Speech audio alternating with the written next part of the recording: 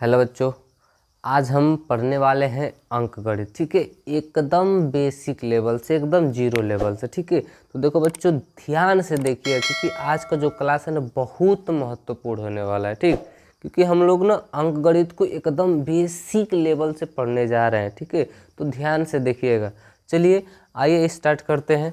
देखो बच्चों, हम सबसे पहले देखेंगे नंबर सिस्टम। ठीक है, नंबर सिस्टम में ये नंबर सिस्टम क्या होता है। ठीक,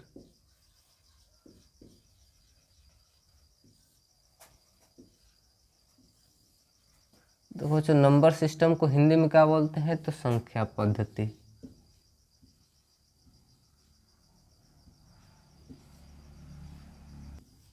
ठीक, चलिए देखिए ध्यान से सुनिए, ये संख्या पद्धति क्या होती है। ठीक है, तो हम कहेंगे संख्याओं को लिखने एवं उनके नामकरण के, ठीक है, संख्याओं को लिखने एवं उनके नामकरण के सुव्यवस्थित नियमों को ही संख्या पद्धति कहते हैं। ठीक है, मैंने क्या कहा, संख्याओं को लिखने एवं उनके नामकरण के सुव्यवस्थित नियम को ही क्या बोलते हैं, संख्या पद्धति बोलते हैं। ठीक है, अब बात आती है कि ये संख्या होती क्या है। ठीक है, हम किसे कहेंगे संख्या।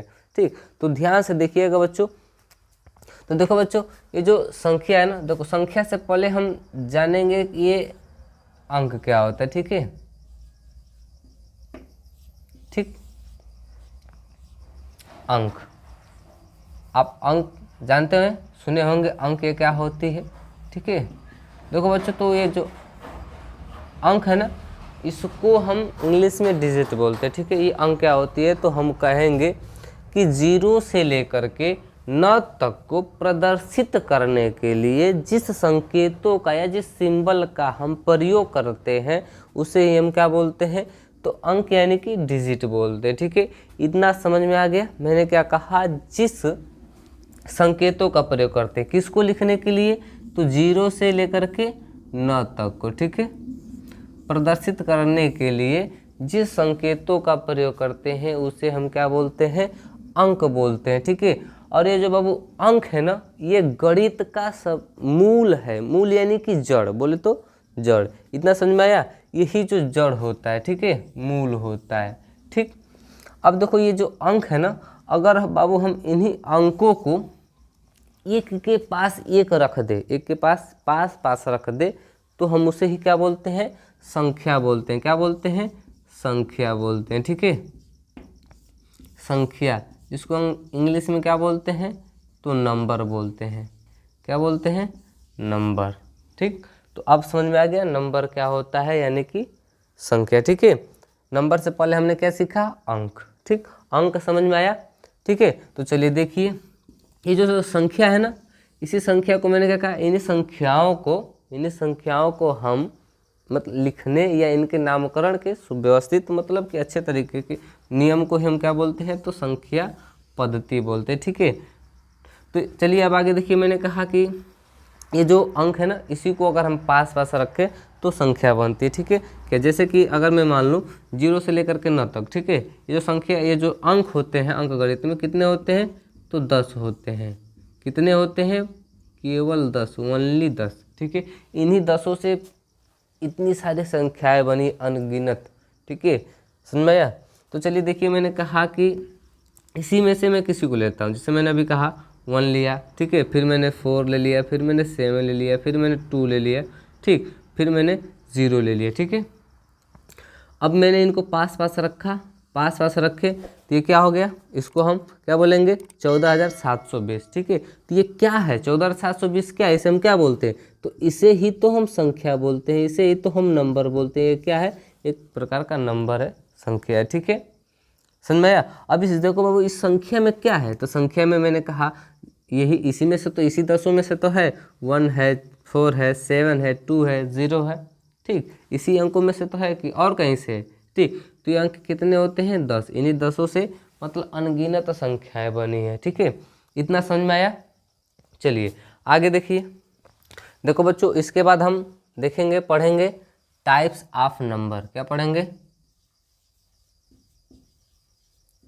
Types of number. ठीक, संख्या के प्रकार।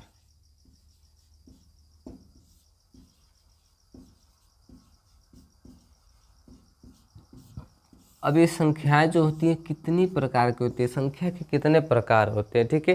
तो ये जो बाबू देखो संख्याएं जो होती है ना कई प्रकार की होती है, ठीक है। उनमें से हम चर्चा करेंगे सबके बारे में कह करके, ठीक। तो जो एक संख्या जो होती है जिसको हम बोलते हैं नेचुरल नंबर, क्या बोलते हैं, नेचुरल नंबर, ठीक है। ठीक, इसको हिंदी में क्या बोलते हैं, तो प्राकृत संख्या बोलते हैं, क्या बोलते हैं, प्राकृत संख्या, ठीक है। ये प्राकृत संख्या यानी कि नेचुरल नंबर क्या होता है, ठीक है, हम किसे कहेंगे नेचुरल नंबर, ठीक। तो चलिए देखिए बच्चों ध्यान से सुनिएगा। जैसे कि मैंने अभी कहा, जैसे कि ये मेरा मार्कर पेन है, ये है, ठीक है, इसको मैं अलग कर देता हूँ, इसको अलग कर देता हूँ, ठीक। चलिए देखिए, अगर मुझे इसको काउंट करना है तो हम इसको कैसे काउंट करेंगे। जनरली आप सभी लोग जानते हैं काउंट करना होता है कोई चीज़ तो 1 2 3 4 ऐसे काउंट करते हो कि ना करते हो, कि ऐसे काउंट करते हो 0 1 2 ऐसे तो नहीं ना, ऐसे 1 2 काउंट करते हो, ठीक। तो हम कहेंगे जिन संख्याओं का प्रयोग हम गिनती में यूज करते, किसमें, गिनती में यूज करते, ध्यान सुनिएगा, ठीक है। ऐसी संख्या जिनका हम प्रयोग गणना में या गिनती में यूज करते हैं उसे हम क्या बोलते हैं, नेचुरल नंबर बोलते हैं, ठीक है। Counting numbers are called natural number. इतना समझ में आया। चलिए देखिए, जैसे कि 1 2 3 4, ठीक है, इत्यादि, ठीक है, इतना समझ में आया। चलिए आगे देखिए, उसके बाद से आता है बच्चों हमारा होल नंबर, क्या आता है, होल नंबर, ठीक। ये होल नंबर क्या होता है, तो देखो बच्चों होल नंबर को ना हम हिंदी में पूर्ण संख्या बोलते हैं, क्या बोलते हैं, पूर्ण संख्या, ठीक। ये पूर्ण संख्या क्या होता है, तो हम सिंपल सा सीधा सा कह देंगे कि जो अभी हमने क्या सीखा, प्राकृतिक संख्या सीखा। प्राकृतिक संख्या के समूह में या परिवार में जब 0 शामिल हो जाए तो हम उसे ही क्या बोलते हैं, तो पूर्ण संख्या बोलते हैं, ठीक है। मैंने क्या कहा, जब प्राकृतिक संख्या के परिवार में जब 0 शामिल हो जाता है उसे हम क्या बोलते हैं, तो पूर्ण संख्या बोलते हैं, ठीक है। यानी कि कहने का मतलब होल नंबर में 0 आ जाता है, ठीक है,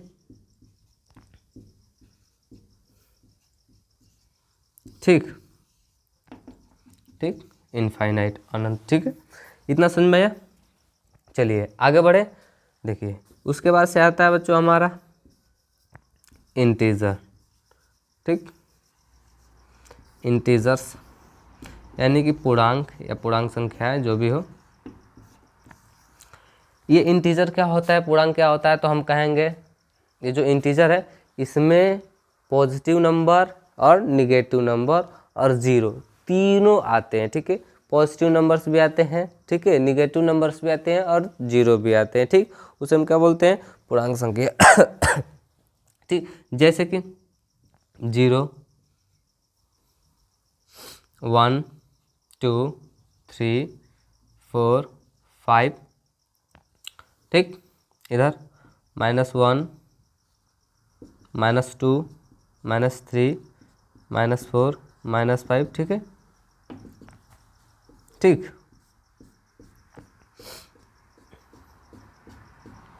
तो देखो बच्चों ये जो इंटीजर है ना, इंटीजर को दर्शाने के लिए जो मैंने ये लाइन यूज किया, ये जो मैंने लाइन यूज किया, इसी लाइन को हम क्या बोलते हैं, तो नंबर लाइन बोलते हैं, ठीक है। क्या बोलते हैं, नंबर लाइन बोलते हैं। जो सेंटर में क्या होता है, 0 होता है, ठीक है, और 0 के दाहिने तरफ, ठीक है, सीधे हाथ की तरफ, राइट हैंड साइड की तरफ, ठीक है, कौन सी नंबर होती हैं, तो पॉजिटिव नंबर होती है। कौन सी नंबर, पॉजिटिव नंबर। और लेफ्ट हैंड साइड की तरफ निगेटिव नंबर, कौन सी नंबर होती है, निगेटिव नंबर यानी कि नकारात्मक संख्या, जिसके, ठीक है, जिसके सामने माइनस संख्या लगी तो माइनस लगा रहता है, ठीक है, माइनस वाला सिंबल लगा रहता है, ठीक।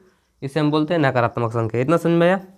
इंटीजर में क्या क्या आता है, तो 0 भी आता है, 2 भी आता है, 3 भी आता है, ठीक है, मतलब कि पॉजिटिव नंबर भी आते हैं और निगेटिव भी नंबर आते हैं, ठीक। इतना समझ में आया। अभी तक मैंने ये जो इतना पढ़ाया, अभी हमने जो सीखा, इतने से देखो बाबू कौन कौन से क्वेश्चन बन सकते हैं, ठीक है। देखो इतने से क्वेश्चन पूछता है कि क्या क्या सभी पूर्णांक, क्या सभी पूर्णांक पूर्ण संख्या पूर्ण संख्या हो सकती हैं। कह रहा है कि क्या सभी पूर्णांक, ये पूर्णांक, ये पूर्ण संख्या हो सकती है। तो हमारा आंसर क्या होगा, तो हम आंसर देने से पहले हम सबसे पहले देख लेंगे कि ये जो पूर्णांक में है क्या ये पूर्ण संख्या में है। देखो बाबू, पूर्णांक में तो माइनस वाली भी संख्या है, प्लस वाली भी है, जीरो भी है, ठीक है। क्या पूर्ण संख्या में माइनस वाली संख्या है, तो नहीं है। तो भाई जब नहीं है तो ये पूर्ण संख्या हो सकती है। क्या सभी पूर्ण संख्या हो सकती है, क्या सभी पूर्णांक पूर्ण संख्या हो सकती है, नहीं हो सकती, क्योंकि पूर्णांक में भाई क्या है, माइनस वाली भी संख्या है, लेकिन पूर्ण संख्या में माइनस वाली संख्या नहीं है, ठीक है। इसलिए हमारे इसका आंसर क्या होगा, नहीं। क्या होगा, नहीं। सभी पूर्णांक संख्याएं पूर्ण संख्या नहीं हो सकती हैं, ठीक है। क्यों, रीजन पूछेगा तो हम कह देंगे कि पूर्णांक में माइनस वाली भी संख्या होती है लेकिन पूर्ण संख्या में नहीं होती हैं, ठीक है। इतना समझ में आया। चलिए देखिए आगे, देखिए आगे कौन सा क्वेश्चन पूछता है। देखिए दूसरा क्वेश्चन पूछता है ऐसे कि क्या पूर्ण संख्या, क्या सभी पूर्ण संख्या प्राकृतिक संख्या हो सकती हैं।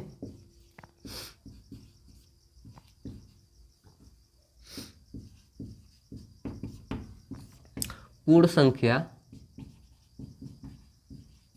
प्राकृत संख्या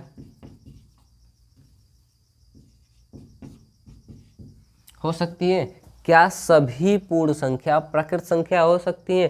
तो हम देखेंगे पूर्ण संख्या में जो है क्या प्राकृतिक संख्या में है। तो देखो बच्चों, पूर्ण संख्या में जीरो है, ठीक है, लेकिन प्राकृत संख्या में जीरो नहीं होता है।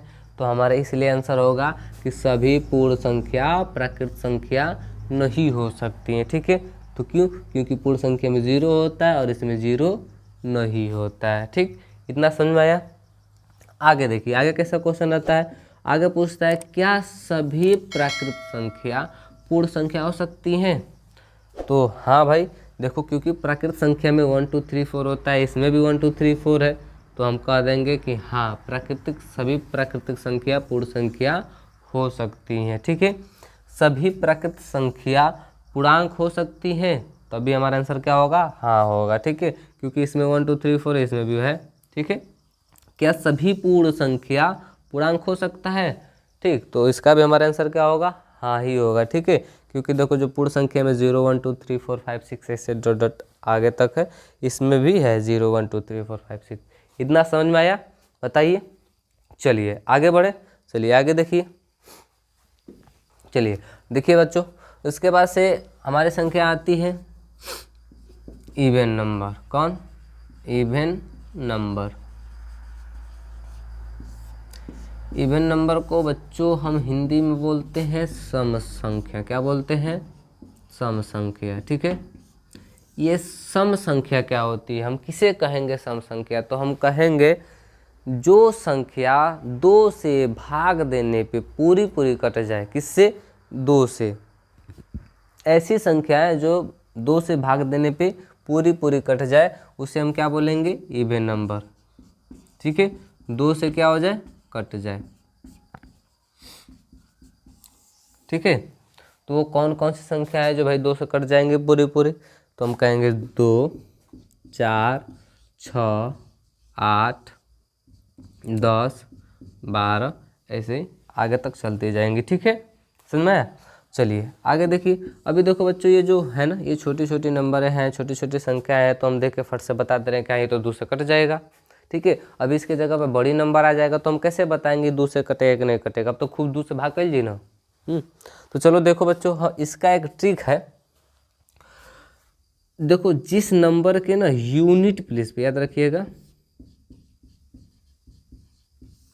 जिस नंबर के यूनिट प्लेस पे 0 आ जाए, 2 आ जाए, 4 आ जाए, 6 आ जाए, 8 आ जाए, इतना याद रखिएगा, 0 2 4 6 8, ठीक है। जिस नंबर के यूनिट प्लेस पे इनमें से अगर कोई भी आ जाए तो हम कहेंगे वो संख्या 2 से कट जाएगी। और जब वो संख्या 2 से कट जाएगी तो वो संख्या कौन सी कहलाएगी, इवन नंबर, यानी कि सम संख्या, ठीक है। इतना समझ में आया। चलिए आगे देखिए। उसके बाद से बच्चों हमारा आता है विषम संख्या। क्या आता है, विषम संख्या, ठीक है। विषम संख्या किसे कहेंगे? तो देखो बच्चों, विषम संख्या को अंग्रेजी में ऑड नंबर बोलते हैं। क्या बोलते हैं? Odd number. ये ऑड नंबर क्या होता है? तो हम कहेंगे ऐसी संख्याएं जो भाग देने पे 2 से ना कटे, यानी कि इवन नंबर का एकदम से अपोजिट, ठीक है, एकदम विपरीत। ठीक, ऐसी संख्या है जो 2 से भाग देने पे पूरी पूरी ना कटे, उसे हम क्या बोलते हैं? विषम संख्या, यानी कि ऑड नंबर। ठीक है, 2 से ना कटे। ठीक, याद रखिएगा, ऐसी संख्या है जो भाग देने पे 2 से पूरी पूरी ना कटे, कौन संख्या कहलाती है?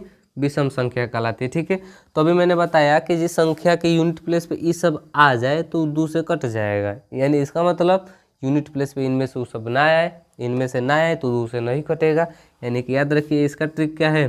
तो 1, 3, 5, 7, 9, जिस संख्या के यूनिट प्लेस पे इनमें से कोई आ जा रहा है, ठीक है, इन सबको छोड़ के इनमें से कोई आ जा रहा है तो 2 से नहीं कटेगा। और जब 2 से नहीं कटेगा तो कौन संख्या कहलाएंगी? विषम संख्या कहलाएंगी। इतना समझ में आया? जैसे कि 3, 5, 7, 9, 11, 13, 15, 17 ऐसे आगे तक। ठीक है, इतना समझ गए? चलिए आगे बढ़े बच्चों। इसके बाद से आता है हमारा प्राइम नंबर। क्या आता है? Prime number.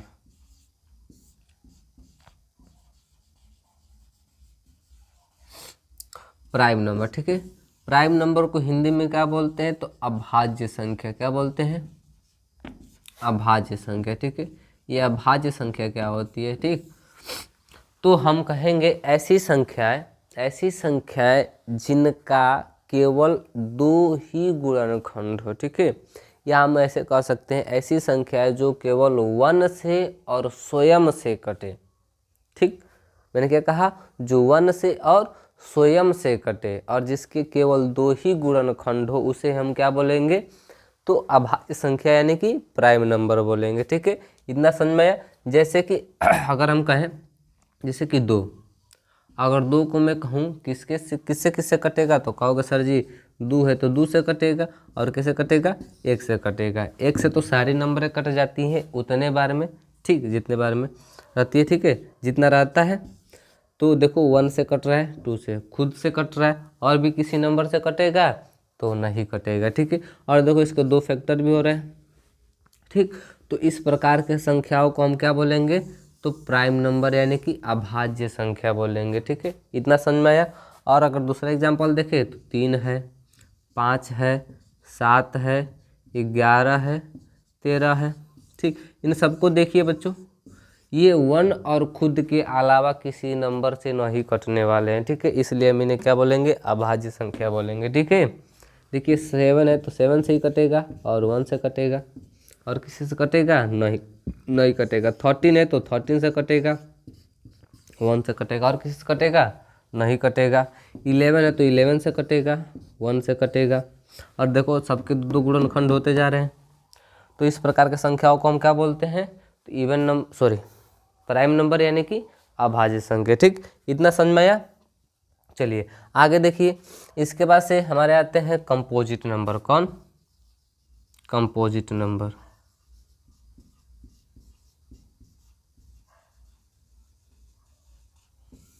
कंपोजिट नंबर को बच्चों हिंदी में बोलते हैं भाज्य संख्या। क्या बोलते हैं? भाज्य संख्या। ठीक है, जैसे कि मैंने अभी अभाज्य में क्या कहा? ऐसे नंबर जो केवल जिसके केवल 2 ही गुणनखंड हो, जो 1 से और खुद से कटे। ठीक, उसे हम क्या बोलेंगे? अभाज्य संख्या। ठीक, लेकिन ये भाज्य संख्या क्या होता है? इसका एकदम अपोजिट। ठीक है, इसके 2 से अधिक गुणनखंड हो सकते हैं, 1 और खुद के अलावा और भी किसी नंबर से कट सकते हैं। जैसे कि मैं कहूँ 4, 6, 9, 12। देखो बच्चों 4 है, ये 4 है तो 4 से न कटी, एक से कटी, 1 से तो कुल नंबर कट जाए, 2 से कट जाए।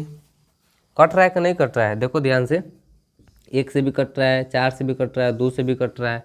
तो कंपोजिट नंबर तो ही कहता है कि जो 1 और खुद के अलावा और भी किसी नंबर से कटे, तो उसे हम क्या बोलेंगे? कंपोजिट, यानी कि भाज्य संख्या बोलेंगे। ठीक है, अभी हम 9 को देखें तो 9 है तो 9 से, और कैसे?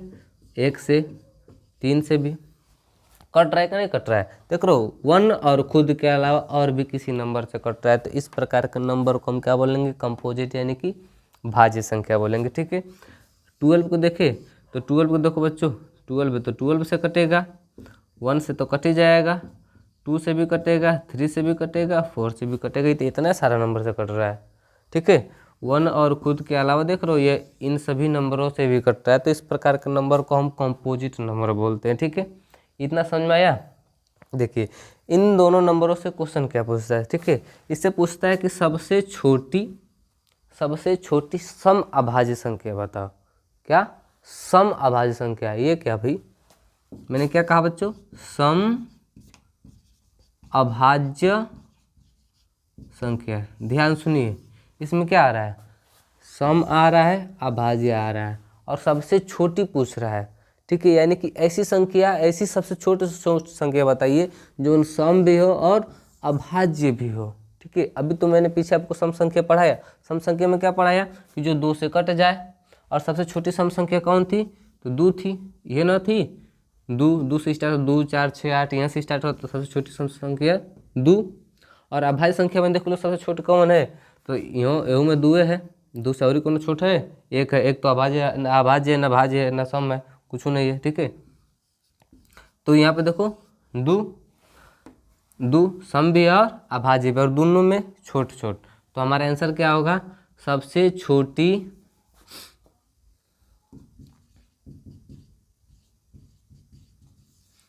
छोटी सम अभाज्य संख्या कौन है, तो 2। ठीक है, और सबसे छोटी विषम अभाज्य संख्या,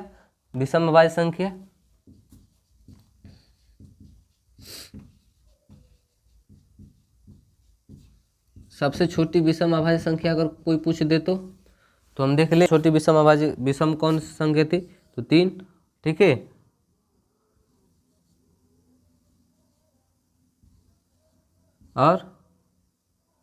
और ये अभाज्य भी है और विषम में सबसे छोटी भी है, तो हम 3 कह देंगे। ठीक है, सम अभाज्य पूछेगा तो हम क्या बोलेंगे 2, और विषम अभाज्य पूछेगा तो हम क्या बोलेंगे 3। इतना समझ में आया। चलिए आगे देखिए, आगे अब कौन कौन से नंबर आती हैं, मिटाने वाला कहाँ गया। चलिए देखिए बच्चों, इसके बाद से हमारी संख्याएं आती हैं परिमेय। कौन संख्या, परिमेय संख्या।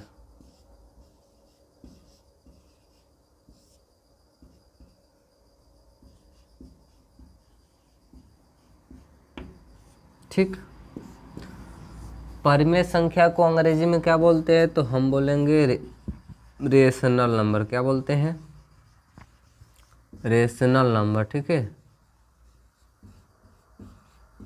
रेशनल नंबर किसे कहते हैं भैया, तो हम बोलेंगे ऐसी संख्याएं जिनको हम p/q के रूप में लिख सकते हैं, और जहां p और q दोनों क्या होने चाहिए, तो इंटीजर होने चाहिए। मैंने अभी पीछे इंटीजर पढ़ाया ना, इंटीजर समझ में आया, दोनों क्या होने चाहिए, इंटीजर होने चाहिए, और q = नॉट 0। ठीक है, q नीचे 0 नहीं होना चाहिए, q के बराबर 0 नहीं होने चाहिए। ठीक है, मैंने क्या कहा, ऐसी संख्याएं जिनको हम p/q के रूप में लिख सकते हैं, जहां p और q दोनों क्या होने चाहिए, इंटीजर होने चाहिए। क्या होना चाहिए, इंटीजर। ठीक, और q के बराबर 0 नहीं होने चाहिए। ठीक, इस प्रकार के संख्याओं को हम क्या बोलेंगे, रेशनल नंबर, यानी कि परिमेय संख्या। ठीक है, जैसे कि 4/2, ठीक है, 7/3, ठीक, 10/2, ठीक, कोई भी संख्या ले लीजिए, 5, 7। ठीक, इस प्रकार के संख्याओं को हम क्या बोलेंगे, तो परिमेय संख्या बोलेंगे। इतना समझ में आया। p/q के रूप में लिखने का मतलब, कहने का मतलब ये है कि देखो p/q के रूप में लिखे और नीचे 0 नहीं होना चाहिए, और कटाने पर कट जाए, चाहे दशमलव लगाकर ही क्यों ना काटना पड़े, लेकिन पूरा कट जाना चाहिए। ठीक है, समझ में आया।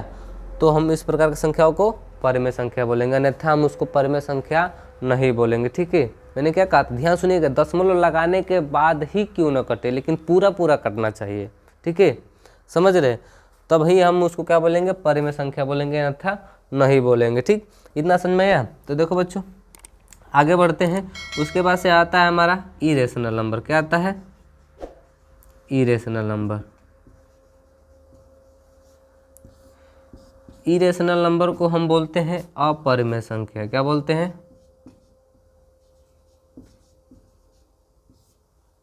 अपरिमेय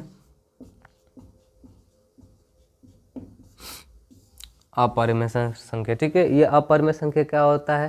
ठीक, तो एकदम परिमेय का अपोजिट, एकदम परिमेय का अपोजिट, एकदम विपरीत उल्टा है। ठीक है, परिमेय में क्या कर रहे थे कि पी बाई क्यू के रूप में लिख सकते थे।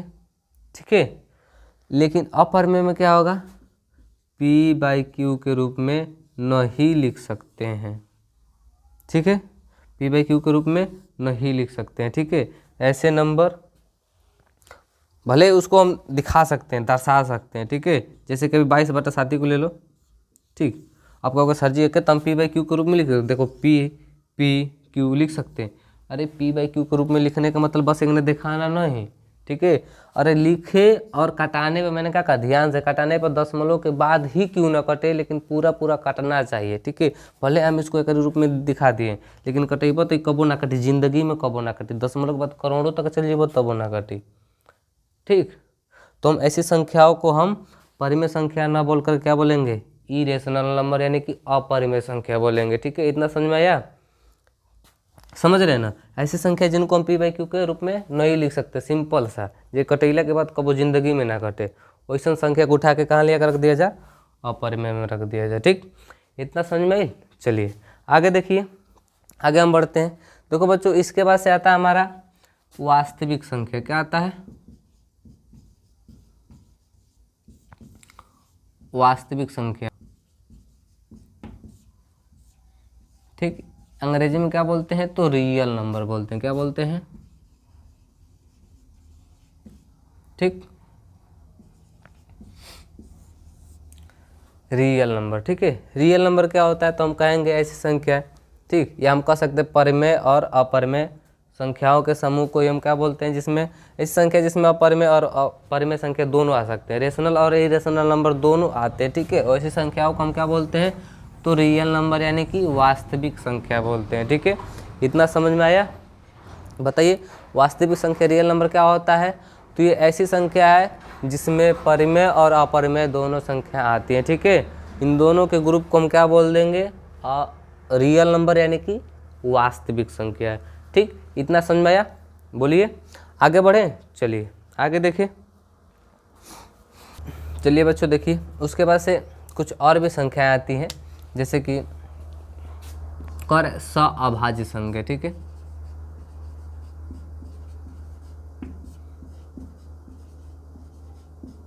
अभाज्य संख्या। ठीक है, ये अभाज्य संख्या क्या आती है? को प्राइम नंबर, इंग्लिश में क्या बोलते हैं? को प्राइम नंबर। ठीक,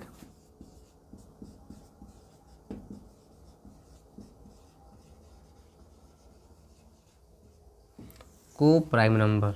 ठीक है, तो ध्यान सुनिएगा। देखो बच्चों, ऐसी संख्याओं का युग्म, ठीक है, ऐसी संख्याओं का युग्म जोड़ा, ठीक है, जिनका HCF यानी कि HCF महत्तम समापवर्तक, जिसको आप मसो भी बोलते हो। ठीक है, ऐसी संख्याओं का युग्म जिसका HCF कितना हो? तो एक हो। कितना हो? एक हो। तो हम इस प्रकार के संख्याओं को हम क्या बोलेंगे? तो अभाज्य संख्या यानी कि को प्राइम नंबर बोलेंगे। ठीक है, जैसे कि अगर मैं एक एग्जाम्पल दिखाऊं, तो जैसे कि मैंने कहा 5 और 6। ठीक है, 5 6 मैंने ये एक युग्म लिया।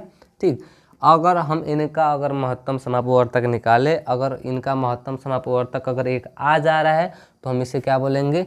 अभाज्य संख्या बोलेंगे। ठीक है, जैसे कि HCF जानते हैं ना कैसे निकाला जाता है? अगर नहीं आता तो मैं आगे पढ़ाऊँगा। ठीक है, जैसे कैसे निकालते हैं? 6 है, छोटी वाली संख्या से भाग देते हैं, एक बार जाई, एक बचेगा, फिर ऐसे 1 5 5। ठीक, कट जाएगा। HCF जो लास्ट में कटाता वही तो हम बोलते हैं HCF। तो देखो इसका HCF कितना आया? 1। तो हम इस प्रकार के संख्याओं को हम क्या बोलेंगे? तो अभाज्य संख्या बोलेंगे। जैसे कि अगर दूसरा एग्जाम्पल देखें तो 8 और 9, इसको भी ले लो भैया। देखो इसको भी हम कटाएंगे, HCF करेंगे बाबू, तो 8 एकम में 8, कितना बची? 1। फिर अब 8 की यहाँ लेवल जाई, भाग करेल जी, कितना बार जाई? 8 बार, कट जाई। कौन कटाया लास्ट में? 1। तो इस प्रकार की संख्या को हम क्या बोलेंगे? तो अभाज्य संख्या बोलेंगे। इतना समझ में आया? बताइए। पास से आती है रामानुजन संख्या। ठीक है, कौन संख्या? रामानुजन रामानुजन संख्या। ठीक, देखो बच्चों, ये रामानुजन संख्या क्या होती है?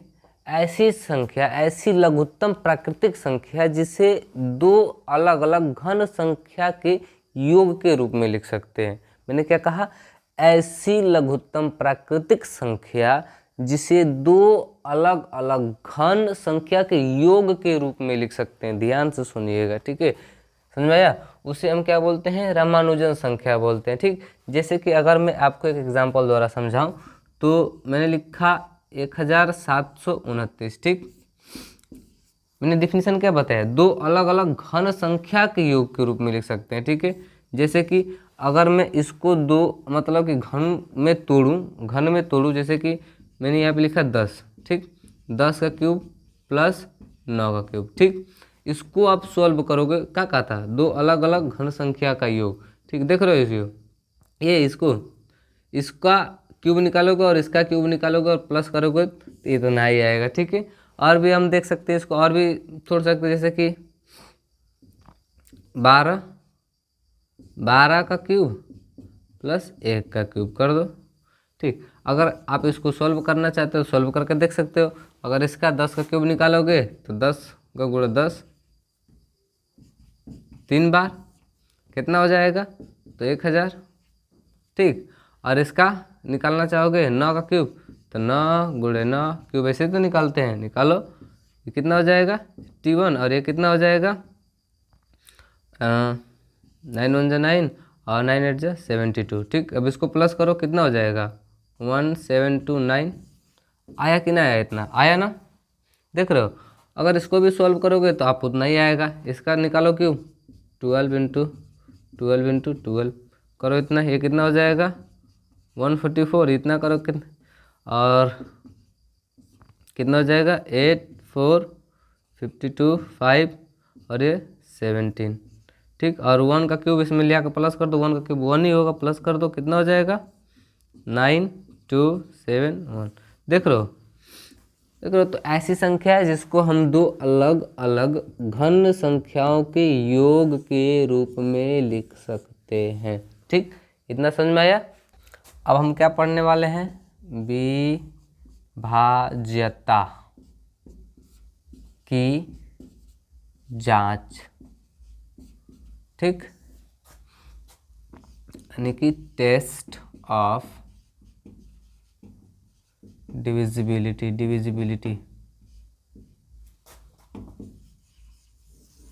ठीक, टेस्ट ऑफ डिविजिबिलिटी, इतना समझ में आया? चलिए देखते हैं विभाज्यता का जांच का मतलब कि कौन सा नंबर किससे कट जाएगा। ठीक है, जैसे कि अभी एक अगर कह दे कि एक से कौन कौन से नंबर कटने वाली है, तो मैंने कह दिया एक से तो सारे नंबर है, सारी प्राकृतिक संख्याएं कट सकती हैं।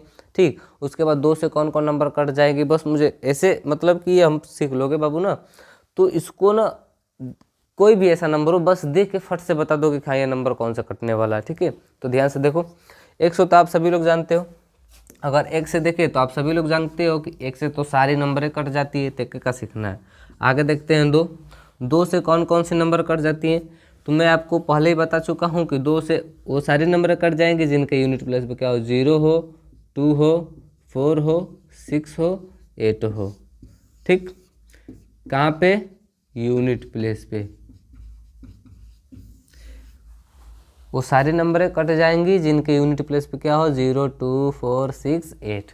ठीक है, इतना समझ में आया? चलिए आगे देखिए, उसके बाद 3 से कौन कौन कटेगा, तो वो सारी नंबरें 3 से कट जाएंगी, वो सारी संख्या 3 से कट जाएंगी। ठीक है, जैसे कि अभी सपोज मान लो यहाँ पे कोई नंबर दिया है,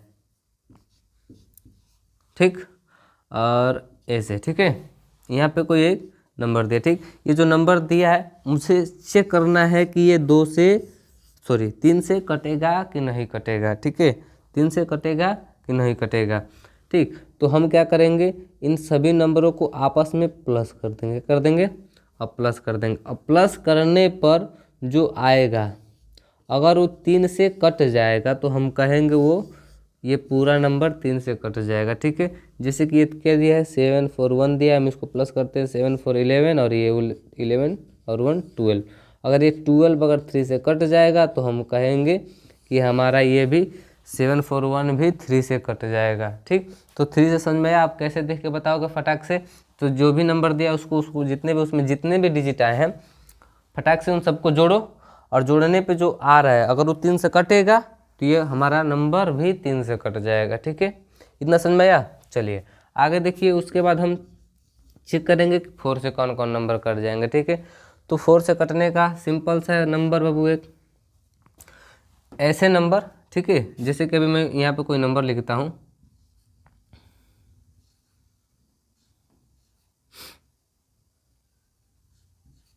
ठीक, कोई भी ऐसा नंबर लिख लेते हैं। और ऐसे नंबर, ठीक है, हम कहाँ देखेंगे? बस लास्ट के ये 2 अंकों को। कहाँ देखेंगे? 2 अंकों को। अगर लास्ट के ये 2 अंक, ये लास्ट के अगर ये 2 अंक 4 से अगर कट जा रहे हैं तो हम कहेंगे ये हमारा पूरा नंबर 4 से कट जाएगा। ये हमारा पूरा नंबर 4 से कट जाए। ठीक है, 4 से अगर मुझे देखना है कोई नंबर कटे कि ना कटे, कितनों बड़ा नंबर हो, बस लास्ट का 2 नंबर 2 अंक देख लो। ठीक है, 2 अंक देखो और देखो क्या 4 से कट रहा है कि नहीं कट रहा है। अगर कट जा रहा है तो हम कहेंगे पूरा नंबर 4 से कट जाएगा। ठीक, इतना समझ में आया। अब हम देखेंगे बच्चों 5 से कि 5 से कौन कौन सी नंबरें कट सकती हैं। ठीक है, तो हम सिंपल सा, इसका एकदम सिंपल होता है, साधारण होता है। हम कह देंगे जिस नंबर के यूनिट प्लेस पे 0 आ जाए और 5 आ जाए, केवल क्या आ जाए? 0 आ जाए, 5 आ जाए, तो हम इस प्रकार के नंबरों को हम कहेंगे कि वो 5 से कट जाएंगे। ठीक, इतना समझ में आया। 5 से कटने का तो 5 और 0 कहाँ? यूनिट प्लेस पे आ जाए तो हम क्या कहेंगे? 5 से कट जाएगा। ठीक है, याद रखिएगा। इतना समझ में आया। चलिए अब आगे देखते हैं, थोड़ा इसको मिटा लेते हैं। अब हम देखेंगे कि 6 से, ठीक, कि 6 से कौन कौन नंबर कट जाएंगे। ठीक है, तो देखो बच्चों, अभी हमने 2 से पढ़ा कि 2 से कौन कौन नंबर कट जाएंगे, 3 से कौन कौन कट जाएगी, 4 से।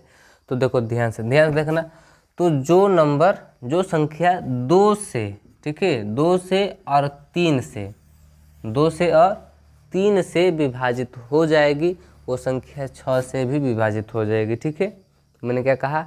वो संख्या जो 2 और 3 से, तो मैंने 2 का सिखा दिया कि जिसके अंत में 2 4 6 8 हो, ठीक है, वो 2 से कट जाएगा। और 3 से, जो उन संख्याओं का योगफल अगर 3 से कट जा रहा है तो वो संख्या 3 से, तो जो संख्या 2 और 3 से कट जाएगी वो 6 से भी कट जाएगा। ठीक है, चलिए अब हम देखेंगे 8 से। ठीक है, किससे?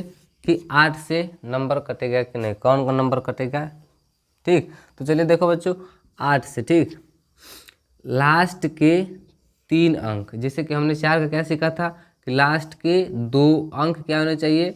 0 होने चाहिए, और या 2 अंक 0 होने चाहिए, या वो 4 से कट जा रहे हो। ठीक है, लास्ट के 2 अंक 0 हो, ये 4 से कट जा रहे थे, तो वो हम कहेंगे पूरी संख्या 4 से कट जाए। ठीक है, उसी प्रकार 8 से कौन कटेगा? तो लास्ट के 3 अंक 0 होने चाहिए, या लास्ट के कौन 3 अंक 8 से कट जा रहे हैं, 8 से कट जा रहे हैं। ठीक है, तो हम कहेंगे वो संख्या पूरी तरह से 8 से कट जाएगी। ठीक है, इतना समझ में आया।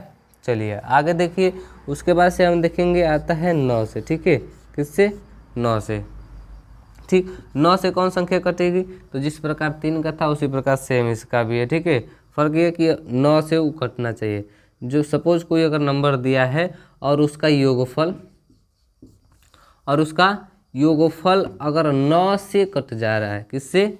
9 से। कोई भी ऐसा नंबर दिया है उसका योगफल 9 से कट जा रहा है, जैसे कि सिंपल सा ले लूँ मैं 81, ठीक है, 81, इसका योगफल, इसको जोड़ो कितना हो जाएगा? 9। ये 9 से कट जाएगा, नहीं कट जाएगा, तो ये पूरा नंबर भी किससे कट जाएगा? 9 से कट जाएगा। ठीक है, इतना समझ में आया? बताइए। चलिए ठीक, देखो बच्चों, अब हमने ये जितना भी ये संख्याएं पढ़े हैं, अब इस पे आधारित अब हम क्वेश्चन करेंगे। ठीक है, प्रश्न करेंगे, सॉल्व करेंगे। ठीक है, और कुछ ट्रिक भी देखेंगे। ठीक, आज के लिए बस इतना रहने दीजिए,